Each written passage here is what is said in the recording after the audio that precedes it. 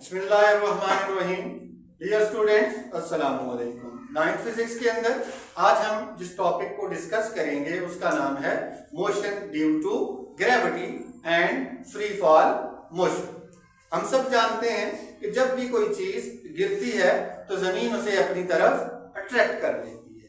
अगर यहाँ पर हम गौर करें तो ऐसा क्यों नहीं होता कि उस चीज को कोई करीब की बिल्डिंग अपनी तरफ खींच ले या कोई करीब का पहाड़ अपनी तरफ खींच ले? क्योंकि यहाँ पर जो फैक्ट है वो है ग्रेविटी। अगर ग्रेविटी की हम बात करें तो ये किसी भी बॉडी के मैस की वजह से होती है। अब जमीन एक मैसिव ऑब्जेक्ट है और इसके पास ग्रेविटी मौजूद है, इसीलिए ये चीजों को अपनी तरफ खींचती है। अगर हम नियर बाई बिल्डिंग की बात करें, उसका भी मैस है, उसके पास भी ग्रेविटी है। अगर नियर बाई पहाड़ की बात करें, उसका भी मैस है, उसकी भी ग्रेविटी है, लेकिन वो इतनी वीक है कि वो उस चीज को अपनी तरफ नहीं खींच पाएगी। इसी वजह से वो चीज जमीन के ऊपर ही गिरेगी। तो टॉपिक को स्टार्ट करते हैं। Motion due to gravity. Earth attract anything towards their centre. जमीन हर चीज को अपने सेंटर की तरफ खींचती है। नॉर्मली तो चीजें सरफेस पर आकर रुक जाती हैं, लेकिन अगर हम नीचे टनल बनाएं तो वो चीज सेंटर तक जा सकती है। Their centre and motion is called motion due to gravity. तो ये जो जमीन के खिंचाव की वजह से मोशन है, इसी को हम कहते हैं मोशन ड्यू टू ग्रेविटी। अब ग्रेविटी का जो एक्शन है वो जमीन के हर साइड पर मौजूद होता है। कहीं पर भी कोई चीज गिरती है तो वो जमीन के सेंटर की तरफ जाती है। नेक्स्ट हमारे पास है फ्री फॉल मोशन। अब फ्री फॉल मोशन का मतलब होता है कि जब कोई चीज नीचे गिरे और हम एयर रेजिस्टेंस को नेग्लेक्ट कर दें तो हर बॉडी का जो एक्सेलरेशन है वो कांस्टेंट हो जाएगा, बराबर हो जाएगा।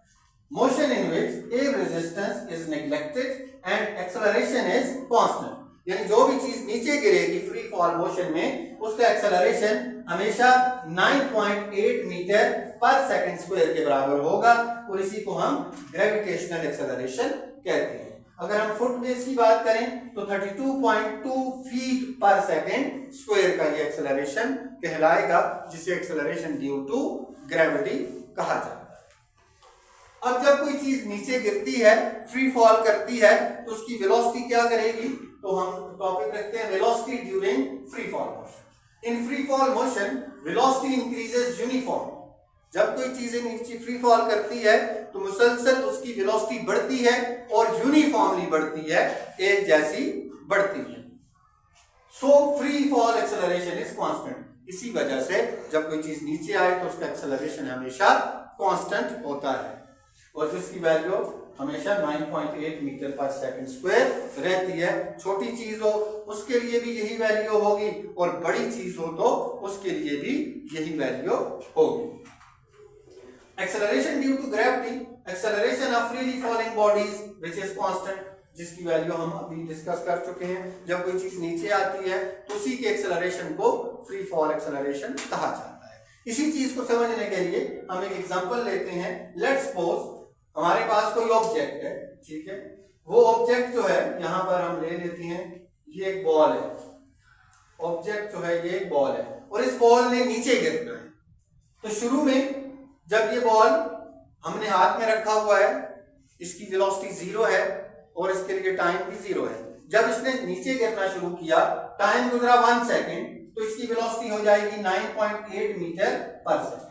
जब टाइम 2 सेकंड होगा तो इसकी वेलोसिटी भी डबल हो जाएगी, 2 × 9.8। जब टाइम 3 सेकंड होगा तो इसकी वेलोसिटी 3 गुना हो जाएगी, 3 × 9.8। और जब टाइम 4 सेकंड होगा तो इसकी वेलोसिटी 4 टाइम हो जाएगी, 4 × 9.8। और जब टाइम 5 सेकंड होगा तो इसकी वेलोसिटी 5 टाइम हो जाएगी, 5 × 9.8। इसी तरह जितने ज्यादा वक्त के लिए कोई बॉडी नीचे गिरती है उसकी वेलोसिटी हमेशा बढ़ती रहती है। अब अगर हम एक्सेलरेशन निकालें, सपोज 1 सेकंड पे मैंने एक्सेलरेशन लिया, वेलोसिटी बाय टाइम, वेलोसिटी थी 9.8 मीटर पर सेकंड, टाइम था 1 सेकंड, 9.8/1 9.8 आ गया और मीटर यूनिट बन गई मीटर पर सेकंड स्क्वायर। तो 1 सेकंड के ऊपर मेरा एक्सेलरेशन था 9.8 मीटर पर सेकंड स्क्वायर, हालांकि मेरी वेलोसिटी थी 9.8। फिर मैं आगे प्रोसीड किया, मैंने 4 सेकंड पे चेक किया, वेलोसिटी 4 इंटू 9 पॉइंट हो चुकी थी। अब इसका एक्सेलरेशन निकालते हैं, तो वेलोसिटी है 4 इंटू 9.8 ओवर टाइम है 4 से कैंसिल, अगेन मेरा एक्सेलरेशन आया 9.8 मीटर पर सेकंड स्क्वायर, जिसको हम ग्रेविटी भी कहते हैं और ग्रेविटेशनल एक्सेलरेशन भी कहते हैं। तो ये एक्सेलरेशन हमेशा कांस्टेंट होता है। अब अगर हम हैवी एंड लाइटर ऑब्जेक्ट्स की बात करें, वजनी और भारी ऑब्जेक्ट, तो वो एक ही रेट के साथ नीचे गिरते हैं।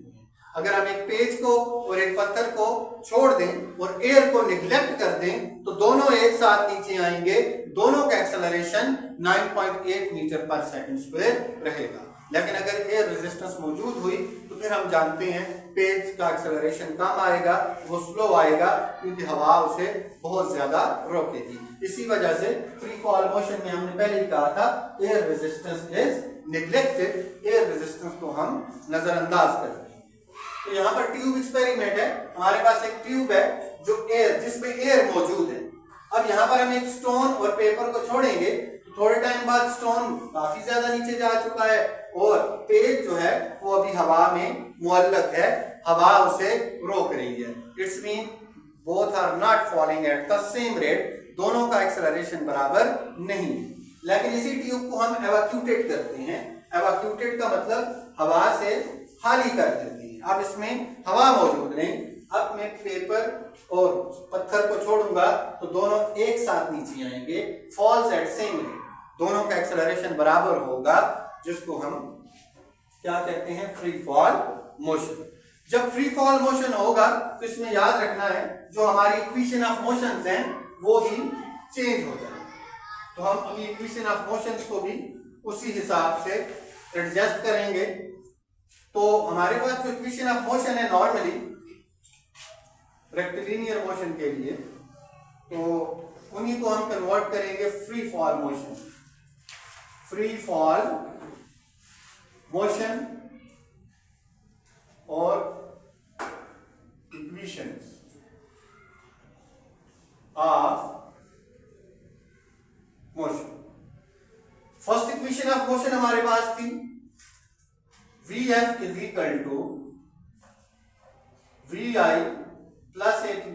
अब फ्री फॉल मोशन में Vf is equal to Vi plus gt। Acceleration की जगह हम g का लफ्ज यूज करेंगे, क्योंकि अब फ्री फॉल मोशन में एक्सेलरेशन ग्रेविटी की वजह से।